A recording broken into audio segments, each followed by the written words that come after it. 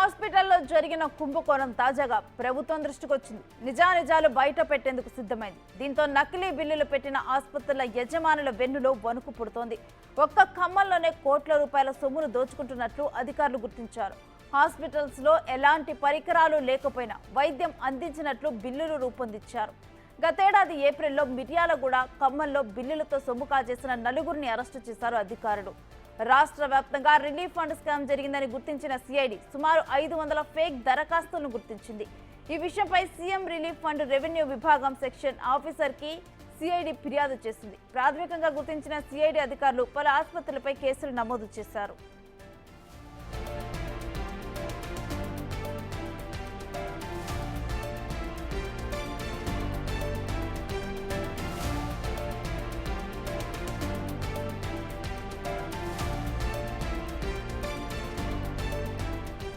Global multi specialty hospital, doctor JR Prasad hospital, Shri Vinayaka super specialty hospital, Shri Sai multi specialty hospital, Vaishnavi, Sujatha, new Amrita, Megasri, Srikara multi specialty, orange hospitals లో కుంభకోణం జరిగినట్లు గుర్తించారు. Hospitals లో పనిచేస్తున్న సిబ్బందితో పాటు వారితో కుమ్మక్కైన ముఠా సభ్యులను గుర్తించి అరెస్టు చేయనున్నారు.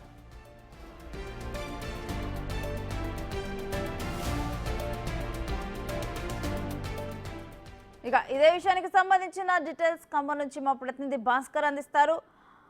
భాస్కర్, అసలు ఏ హాస్పిటల్స్ ఈ కుంభకోణంలో ఇన్వాల్వ్ అయి ఉన్నాయి?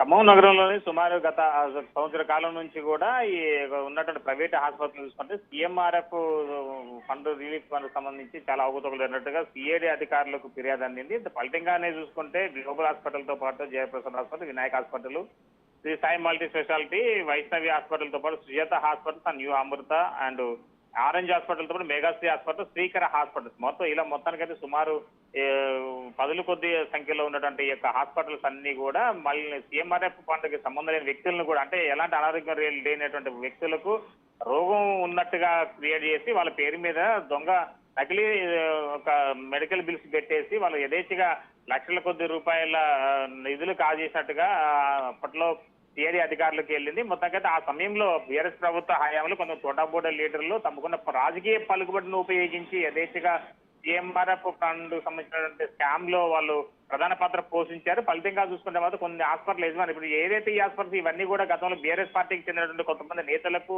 కొద్దిగా దగ్గరగా యజమాన్యం మొత్తం దగ్గరగా ఉన్నట్టుగా తెలుస్తా ఉంది. వాళ్ళు గతంలో ఈ హాస్పిటల్కి సంబంధించినటువంటి పార్టీ వాళ్ళకి సంబంధించినటువంటి వాళ్ళు రాకపోకలు కావచ్చు, అదేవిధంగా కొంత లావాదేవీలకు సంబంధించి కూడా ఉన్నట్టుగా కొన్ని హాస్పిటల్లో కొద్దిగా బహిరంగానే చర్చ నడుస్తా ఉంది.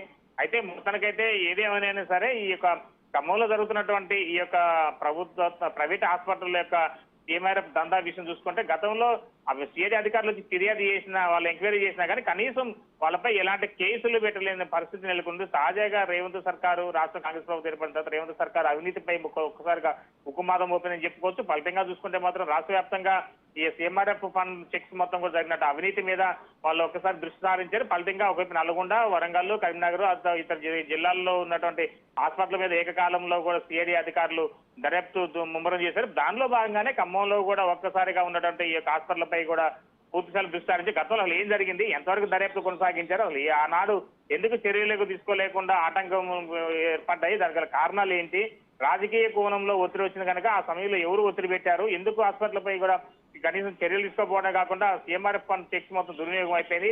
ఇలా కొన్ని కోట్లాది రూపాయల నిధుల దుర్వినియోగంపై కూడా దృష్టి కేంద్రీకరించారు. ఇప్పుడు వాటిపై కూడా ఇప్పటికే సిఐడి అధికారులు రేపో మాపో వచ్చేసి హాస్పిటల్ యజమాన్యంపై చర్యలు తీసుకునేందుకు రంగం సిద్ధమైంది. కొంతమంది హాస్పిటల్లో యజమానులు ఇప్పటికే తమకున్నటువంటి రాజకీయ పలుకుబడిని ఇంకొంత వేరే రూట్ లో కూడా వాటిని ముమ్మరం చేసుకుంటూ కేసుల నుంచి బయటపడే విధంగా కొంతమంది ముమ్మర ప్రయత్నాలు కొనసాగిస్తున్నట్టుగా తెలుస్తా ఉంది రత్నం. మరోవైపు చూసుకుంటే కనుక ఇప్పటికే ఈ యొక్క ఖమ్మంలో మరికొన్ని హాస్పిటల్ మీద గతంలో కూడా కేసులు అయిపోయినా ఆ కేసుకు సంబంధించిన పూర్వపర వివరాలు కూడా మొత్తం కూడా వాటిని సిఐడి అధికారులు కింద పూర్తిగా దృష్టి సారిస్తే అసలు ఎన్ని సంవత్సరాల నుంచి ఈ సీఎంఆర్ఎఫ్ ఫండ్ సంబంధించినటువంటి లావాదేవీలు జరుగుతున్నాయి, అసలు ఒరిజినల్ గా ఎంతమందికి ఈ యొక్క హాస్పిటల్ నుంచి ఏ రోగానికి సంబంధించిన వాళ్ళకి ఎంత ఖర్చు పెడితే ఈ యొక్క ఫండింగ్ వాళ్ళకి రేజ్ అవుతుంది అనే దానిపై కూడా పూర్తి స్థాయిలో దృష్టి సారిస్తే కోట్లాది రూపాయల కుంభకోణం బయటకు వచ్చే అవకాశం మెండుగా ఉందనేది కూడా యావత్ జిల్లా ప్రజలు చెప్పుకున్న విషయం అయితే ఉన్నది.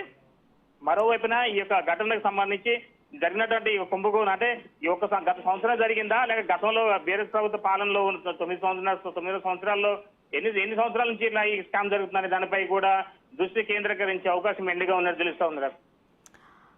అయితే భాస్కర్, ఈ కుంభకోణం బయటకు వచ్చి సంవత్సరంన్నర అవుతున్నప్పటికీ కూడా గతంలో సిఐడి దర్యాప్తు కొనసాగించినప్పుడు అప్పుడు రాజకీయ అండతోనే అప్పటి దీంట్లో ఇన్వాల్వ్ అయి ఉన్న వాళ్ళు కేసులు లేకుండా బయటకు వచ్చారు అని తెలుస్తోంది. సో ఇప్పుడు ఏ విధంగా సిఐడి విచారణ కొనసాగుతుంది?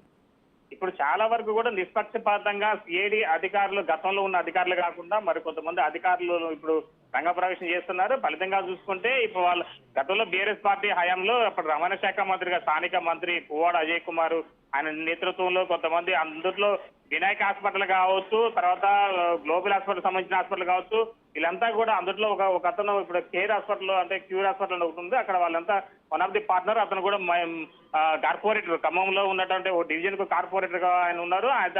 ఆయనకి కూడా ఈ వినాయక్ హాస్పిటల్ కూడా భాగస్వామి ఉన్న తరుణంలో ఇలాంటి అతను ఆసరా చేసుకొని మరి కొంతమంది హాస్పిటల్ యజమాన్యానికి సంబంధించినటువంటి వారందరూ కూడా అప్పుడు ఆ మంత్రికి దగ్గరగా ఉంటూ, అదేవిధంగా మరో చూస్తున్న ఐఎంఈ ఇండియన్ మెడికల్ అసోసియేషన్ సంబంధించినటువంటి అధ్యక్షుడు కూడా బీఆర్ఎస్ పార్టీకి సంబంధించిన మంత్రి ఏదైతే రవాణా శాఖ మంత్రి ఉన్నాడో ఆయనకు సంబంధించినటువంటి మమతా మెడికల్ కాలేజీలో ఆయన ఒక వన్ ఆఫ్ ది డిపార్ట్మెంట్ హెచ్ఓడిగా ఉంటే కాకుండా దానికి అధిపతిగా కూడా వ్యవహరించారు. మరోవైపు చూసుకుంటే అతని యొక్క నేతృత్వంలోనే ఈ యొక్క కేసు మొత్తం కూడా నీరు గారింది. ఫలితంగానే కోట్లాది రూపాయల సమయంలో కూడా ఈ కేసు నుంచి బయటపడేందుకు లావాదేవీలు జరిగినట్టు కూడా బహిరంగంగానే చర్చలు జరుగుతా ఉన్న తరుణం ఉంది.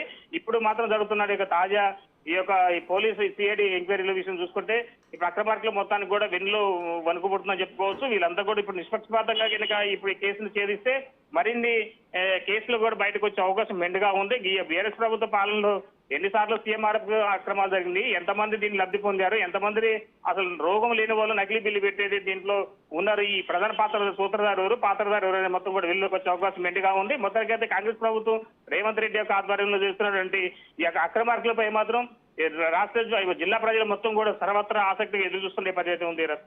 Right, thank you Bhaskar.